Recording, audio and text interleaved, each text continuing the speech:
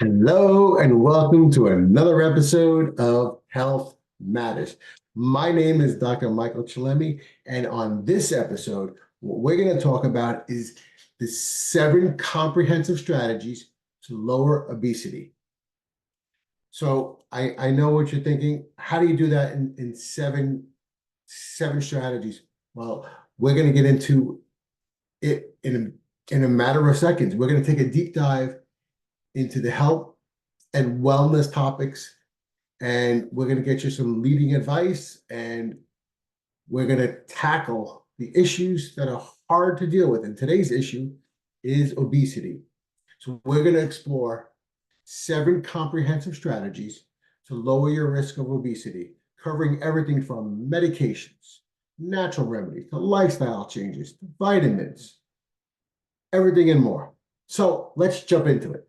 So what is obesity? Obesity is defined as a chronic complex disease characterized by excessive accumulation of body fat that can impair your health. It's typically caused by an imbalance of calories consumed and calories expended, leading to more calories stored in the body and therefore as fat. Obesity can significantly increase the risk of various health issues, such as type 2 diabetes, heart disease, certain cancers, and it can even affect your bones. It can affect also your reproduction and your overall quality of life. So I think when we talk about obesity, people got to understand what it actually is, right? So obesity is clinically described as having a body mass index over 30. The number is going to be 30. So there's an index number, and the number to be considered clinically obese is going to be 30. So clinically obesity is determined by measuring the individual's body mass index. So I know your next question. How do you know your body mass index? Okay, so your body mass index is calculated by taking your weight and dividing it by the square of their height according to the World Organization. These are going to be the guidelines. I know that sounds complicated, but in today's great day of technology, there are apps that you could plug your numbers in and it'll figure out the calculation for you, right? We don't have to go back to school to understand math to figure out your body mass index. It's definitely can be a complicated formula, but the advent of where we are with computers and apps, it's at your fingertips, literally. Okay, so according to the World Health Organization, underweight people are considered to have a body mass index of less than 18.5. Normal weight, whatever normal means in today's society, what does normal mean? A body weight index of 18.5 to 24.9 is considered within a normal body mass index range. If you're considered overweight, then you have a body mass index of 25 to 29.9. And if you are over 30, that starts the first class of obesity. So if you are over 30, from 30 to 34.9, you are considered moderately obese. Class 2 is severe obesity, and that's between 35 to 39.9. The last class is class 3. That's very severe or morbidly obese, and that's a body mass index of over 40. Okay, so let's try to understand this a little bit. I'll give you some basic ideas of some examples of calculations. I'm not going to do all the numbers, but I will tell you what they are and what they equal. So if you have a person that weighs 200 pounds and is 70 inches, they have a body mass index of 28.7. That means they are considered overweight, right? Overweight. So this is a person who is 5'10", 200 pounds. So 70 inches is 5'10", and 200 pounds is 200 pounds. Another example I'll tell you is if somebody weighs 250 pounds and they are 65 inches. So 65 inches is 5.5, 5.5 feet, right? So if they were 250 in weight and 65 inches tall, they would have a body mass index of 41.5. That would put you in class 3, which is very severe or morbidly obese. Let's go over some data definitions because I think it's important to understand everything that we're going to be talking about. In the context of population health data and definitions of obesity, it often hinges on statistical analysis and prevalence rates within a given population. Here's a categorized using data metrics, right? So body mass indexes are classified over 30. We talked about that. And the prevalence rate, obesity rates compared across different age groups, different social economic status, geographic locations, and trying to understand the impact on public health. They look at health outcome data on obesity, often includes correlation with comorbidities like hypertension, type 2 diabetes, cardiovascular disease, and other metabolic disease. Other notes about how do we figure out obesity? Waist circumference. Sometimes obesity is assessed by using a waist circumference as an indicator of abdominal fat.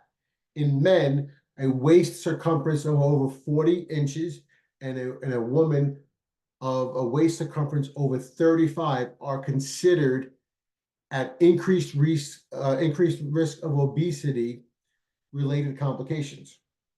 Another way you can evaluate that is body fat percentage. And the way you're going to do that is with advanced imaging with a dual energy X-ray absorption meter. That's a fancy way of saying it's a DEXA scan, which may be used for more precise measurements of body fat. It's also important to note while the BMI is the most used tool, it does not differentiate between muscle and fat mass, and thus might not reflect an individual's health status. Therefore, medical professionals may consider additional factors in measuring and assessing obesity.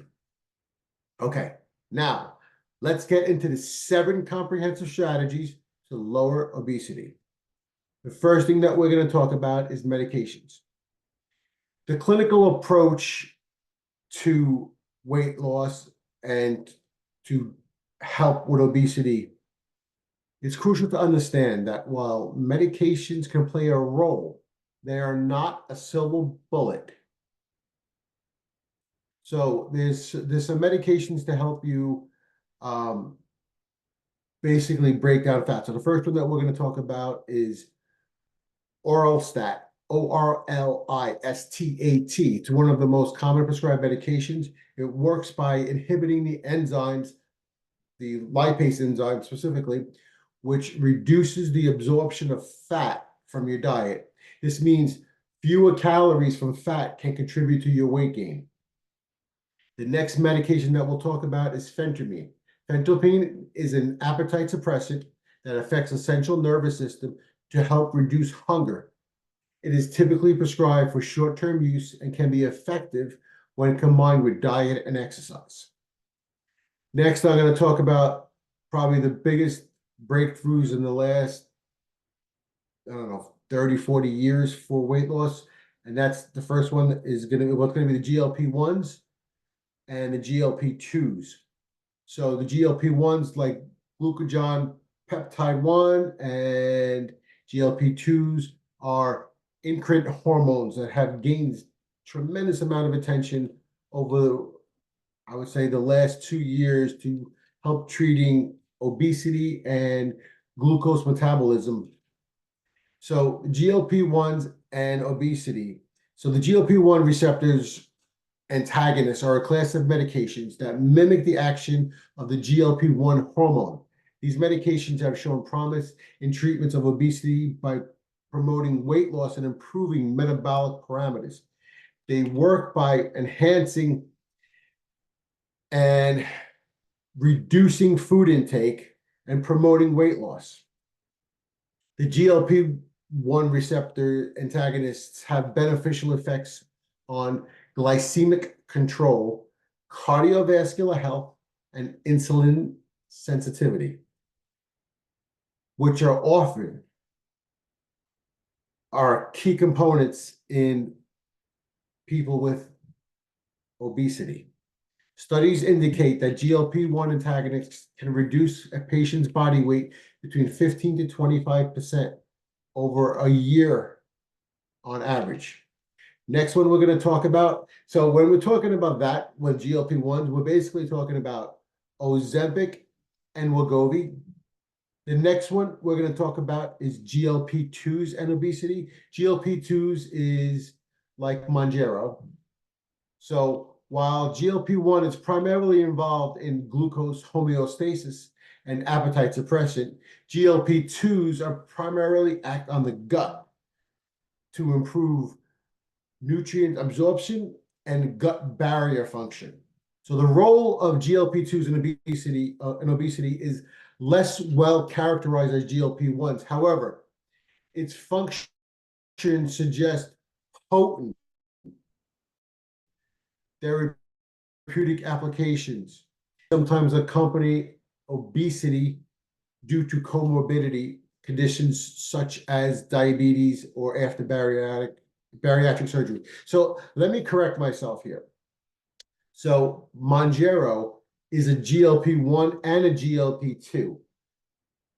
Ozempic and Wegovy are GLP-1s. So I want to make that distinction because I definitely didn't tell you that the way it should have been. So what that means is Mounjaro has both properties of GLP-1 and GLP-2, while Ozempic and Wegovy have GLP-1 antagonist only. Okay. I just didn't want it to go on without me making sure I gave you the correct information. Okay. So in summary, GLP-1 receptors are antagonists, have become the cornerstone in obesity treatment due to their efficiency in promoting weight loss and improving multiple health parameters. The potential roles of GLP-2 in obesity is still under investigation, especially with its relationship to gut health and nutrients. Expert insight, Dr. Jane Doe, an endocrinologist, emphasizes that medications should only be used as part of a comprehensive weight program, including behavior change and regular physical activity. Well, that just totally makes sense, right? We always understand that we have to make changes in what we're doing and how we're doing it, and that is definitely a key role in what we're doing. Okay, so the next thing that we're going to talk about is dietary changes to building a balanced plate, right? So when we talk about diets, the fundamental role in weight management is diet, right? So, but how do you keep that to a lifestyle? So that's going to be the trick, right? How do you just not make it be a diet, but it's a way of life?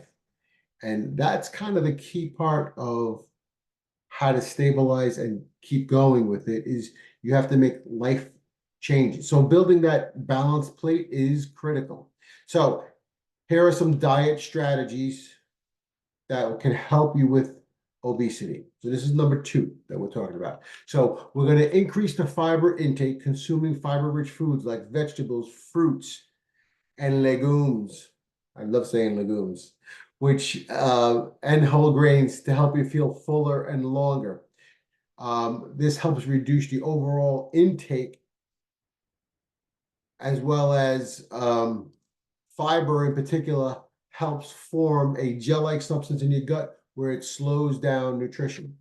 So low glycemic foods index, foods like whole grains, legumes. I just love saying legumes. I don't know why. I love saying it. Legumes. I like legumes. Okay, what's a legume? Do you even know what a legume is? I don't think everybody knows what a legume is. I guarantee you, if you talk to 25 people on the street and they say, hey, do you like legumes? People are like, oh my God, what's a legume? Okay, so very simply, a legume is beans, lentils, peas, and believe it or not, peanuts. I didn't believe it either. Peanuts. It's on the list. I didn't make the list. It's on the list though. But it's on the list. I really couldn't believe it. I had to go back and look at it twice because I said, peanuts? Really? Peanuts? Okay. Also, low glycemic foods includes non-starchy vegetables. They all have a lower glycemic index, which helps maintain stable blood sugar by reducing the risk of insulin resistance and weight gain. Okay, next, healthy fats, including some sources such as fishes, avocados, different type of nuts, olive oil, can promote and improve heart health. Avoid trans fats and avoid your limited saturated fats. Mindful eating with focus on eating without distractions, chewing your food thoroughly, paying attention to hunger and fullness. Cues can prevent overeating. So one of the big things, I know when I was young, because I've always struggled forever and ever and ever with weight. And I want to say back in the 80s, I was told by a nutritionist you need to chew your food 32 times per chew before you swallow. And the purpose of that is you're going to get the act of chewing. And when you do it that much, you tend to eat 25 to 35% less because it takes you longer.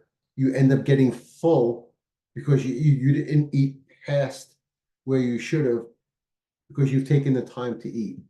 Now, I'm guilty of this, of not doing it, and I should do it more. It is definitely hard, but it is something that you should do. Okay, so here's a tip. You could replace your refined carbs and whole grains instead of white bread. Opt for whole grain or multigrain. That can help reduce your blood sugar or reduce your hunger pains. Now, I'm going to give you another tip. Protein pasta. I know pasta by itself raises your blood sugar. Protein pasta is plant-based and it is good and it does fill you and it does not leave you with that full heavy feeling. Try it. You might like it. Okay. The next thing that we're going to talk about is regular physical activity, the power of movement. This is number 3.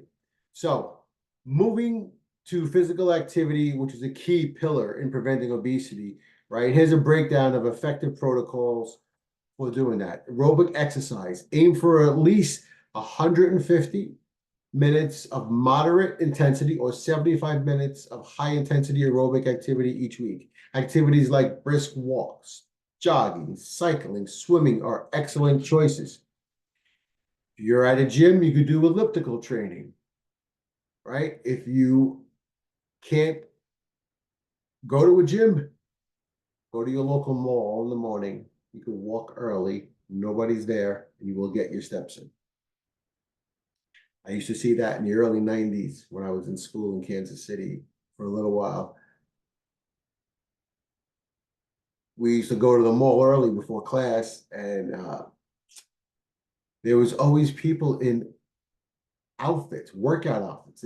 They actually had a group that went there every single day in the morning, and they were doing their laps.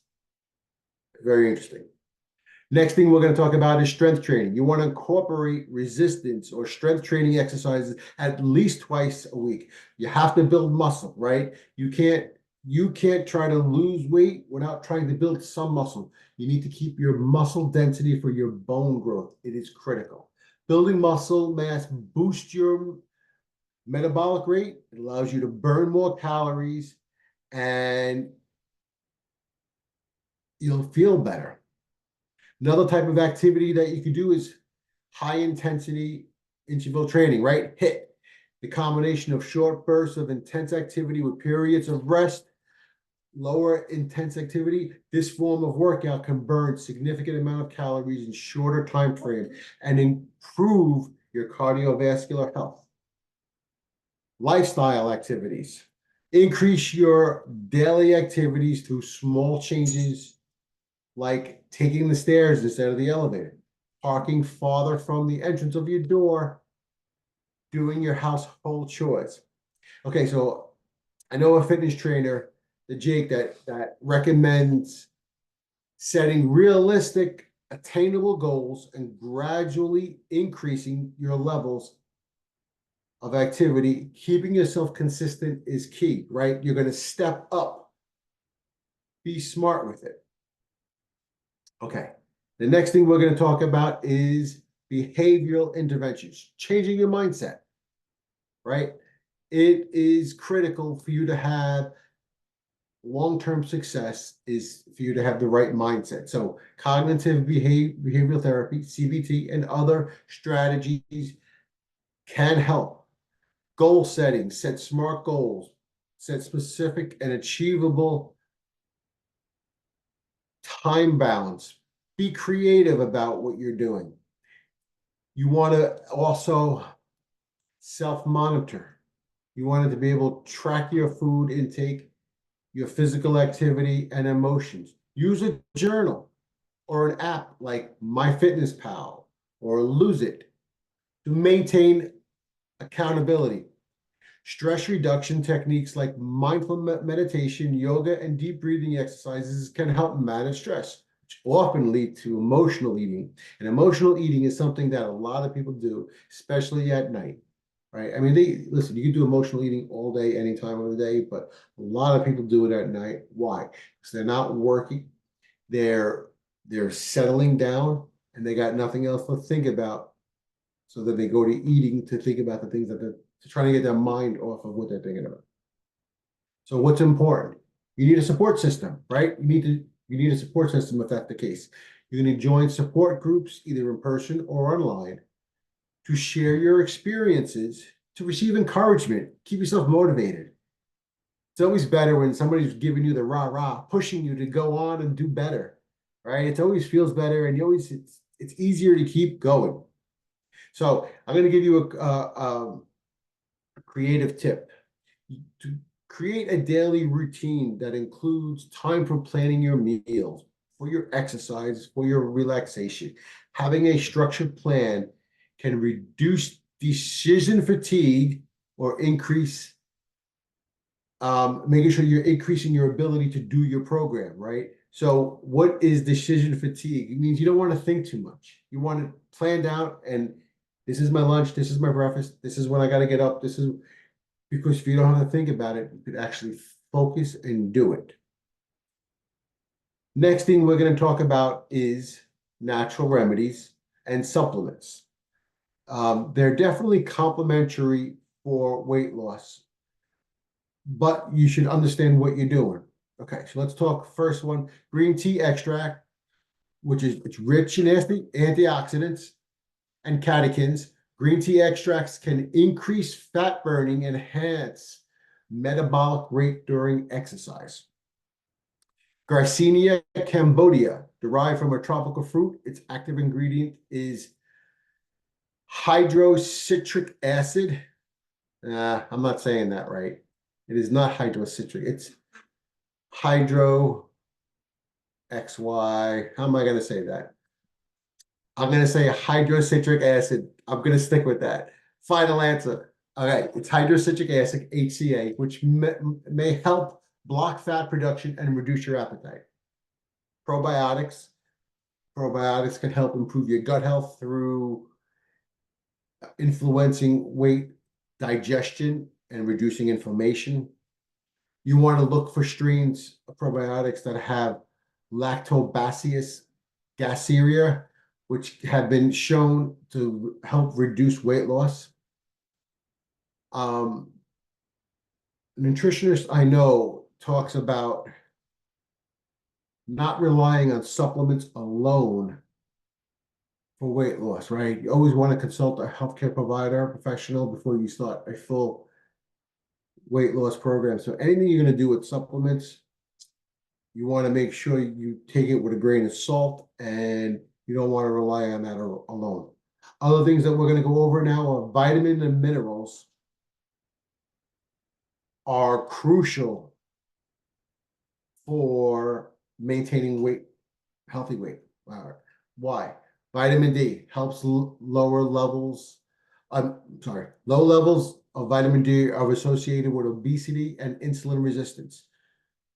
Get extra sun. Fortified foods that are supplemented with vitamin D are optimal. Magnesium is crucial for regulating glucose and insulin levels. Leafy green, nuts, seeds, whole grains are excellent sources. Vitamin B12, important for metabolism. B12 can be found in animal products like meat, fish, and dairy, as well as fortified plant-based foods. Low levels can lead to fatigue and hinder weight loss efforts. Another thing I'm going to talk about is two different products that I know about that I've seen patients have really good results. The first one is, it's called Crave Curb. It's by Get Health It. And if you go on my Health Spine Wellness website, you'll see Get Health It. You click it and you can find these products there. So Crave Curb is meant to make you feel full, and it helps you not overeat. So usually you'll want to take these in the morning, and patients have taken them one other time of the day. That some patients take them just once in the morning. So, but it's meant to crave your appetite. The products that are in there are Gordia. I'm gonna say this wrong. Echolata, which in Brazil they use it for a natural appetite suppressant and weight loss aid. Apple cider vinegar, which is renowned for its potential health benefits, including improved digestion and blood sugar regulation. It's often used for cooking and natural remedies. Fennel seeds are also great for digestion. Hudia guandonia, they usually come from succulent plants in the desert, and they have been gaining popularity for appetite suppressant. Carluma femellata, traditionally used in Indian culture to help curb appetite, and cinnamon, which is widely used as a distinct spice for weight control. All of these different things are in this product, right? Are all in this product. So Crave Curb is the product. Get Healthy is where it's at. All of those products are in there from a lot of different cultures to help curb your appetite. The next product I'm going to talk about is called Naturalean. Naturalean is another product by Get Healthy, and I'll go over some of the names. I'll try to go through them for you. It has berberine in it. That's one of the main things it has in it, right? Berberine, we've heard in the news today, and it's meant to help regulate your blood sugar. It's meant to be considered the natural Ozempic type light, right? So it has those same or similar properties, but in nature. Next product it has in that is Cordia elliptica, the same type of product that was in Crave Curb, and it just has a little different amount of it. It has some green tea extract in it. It has cayenne pepper. So we all know cayenne pepper can increase your metabolism. It also has fenugreek in it seeds, which will also improve digestion and help regulate your blood sugar. And it also has some additional cinnamon in there as well. The next thing that we're going to talk about with that is going to be, I lost my place. The next thing we're going to talk about is your sleep. So sleep management and stress management. Rest and relaxation are critical and often overlooked, but they are critical for your ability to break down foods. Sleep hygiene. You need to aim for 7 to 9 hours of quality sleep per night. Creating a calm bedtime routine keeps your environment cool and dark. Avoid screen time like computers, phone, iPads before bedtime. That'll help improve your quality. Stress reduction, right? Chronic stress can lead to increased levels of cortisol, which then increase your appetite, which then increase your fat. It's a cycle, right? So you just got to know how to get off that cycle. You want to incorporate stress relieving practices such as meditation, deep breathing exercises, or hobbies that you actually enjoy, right? You got to enjoy life to do. If you have a hobby and you enjoy it and it can help you reduce your stress, do it. There's a sleep specialist I know, Dr. Sandra. She talks about and the importance of consistent sleep schedule, even on weekends. Basically, what she says is if you regulate your internal clock, you can regulate your body and your ability for your body to recharge itself. It's important. So that's going to be a wrap. That was the top 7 ways to help avoid obesity. Remember, there is no one size fit all approach. Literally, there's not, right? What works best for you might not be what works best for me. It all depends on your unique body type, your lifestyle, your needs. It is always important that when you're going through different things, that you really understand that you need to speak and talk to a professional, right? It's critical to understand that. So my opinions here are my opinions. They are not meant to be medical advice. Please see a physician if you are struggling with weight and obesity. Please see a physician to help you manage that and keep it under control. The outbreak in America is at all-time and alarming levels, right? The alarm bells are ringing everywhere. The ability for us to take weight down, get them off our organs so we could function better, live better, feel better, it is important. But it starts with you. If you don't start it, it won't happen, right? You have to commit to you to actually take the steps to do it. You have to take the steps to get up early and maybe to exercise, right? You have to take the steps to eat a sensible breakfast and not go for the bagels or all the heavy products, right? It's up to you not to eat in between meals. It's up to you not to eat the candies and all the other bad stuff. It starts with you.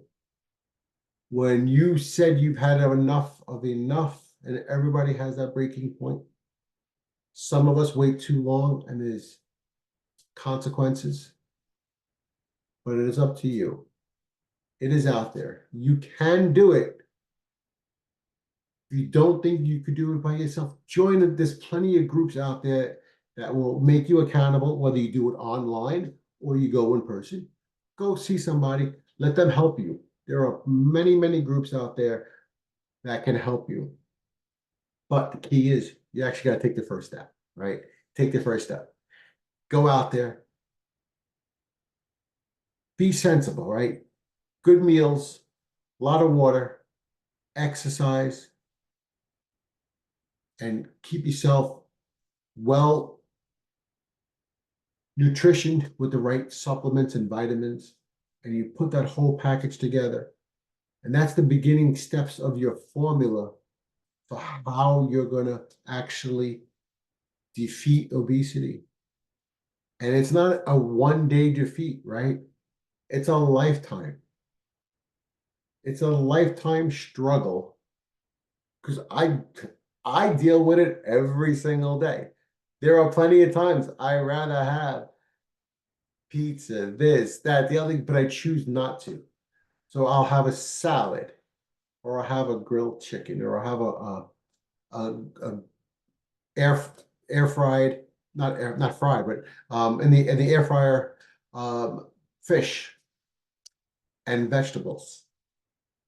Be sensible, be smart. We only got one shot at this thing we call life. So it's important for you. If this video helped you in any way, please, please hit that like button. Please hit the subscribe button. I do topics 1 to 4 times a week. I'll have plenty of information out there. Hopefully this will be for you. If it's not, I guarantee you something on my channel will be. If this helped you in any way and you know somebody, please pass it along to them. The best thing you could do is give somebody else a little bit of advice. Let them watch it. This is only a few minutes of your time. You could sit in your car and listen as you're driving, or if you're sitting on your desk on your computer, you can watch it on your phone. It's the beauty of YouTube and speaker and everywhere else that this is going. So, as I always say, you got one life, live it well, because your health matters. Till next time, Dr. Chillemi out.